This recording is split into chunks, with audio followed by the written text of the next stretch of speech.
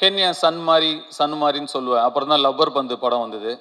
அதில் சொல்லுவாங்க, அது என்ன மாதிரி, தயவு செஞ்சு இல்லைன்னு கூட சொல்லிடுங்க, ஆனால் மாதிரின்னு சொல்லாதீங்க அப்படின்னு ஒரு டைலாக் வந்தது அந்த படத்தில். கென் சன் தான். கருணாஸ் அண்ட் கிரேஸ் ஒரு பிள்ளையை எப்படி வளர்க்கணும் அப்படின்னு உங்ககிட்ட நிச்சயமாக கற்றுக்கலாம். ஒரு நிறைய சக்ஸஸ் கொடுக்குற பசங்க வளர்க்கலாம், நிறைய சாதிக்கிற பசங்களை வளர்க்கலாம். நல்ல மனசு இருக்கிற ஒரு பையனை வளர்க்குறது கஷ்டம். அந்த மாதிரி ஒரு நல்ல பிள்ளைய வளர்த்துருக்கீங்க.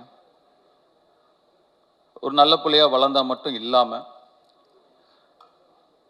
தன்னுடைய அப்பாவுடைய கஷ்டத்தில் பங்கெடுத்துக்கணும், தன்னுடைய தாய் சந்தோஷமாக இருக்கணும், அந்த அப்பா அம்மாவோட வலியிலையும் வேதனையிலையும் சுமகையிலையும் நம்ம தாங்கணும்னு சொல்லி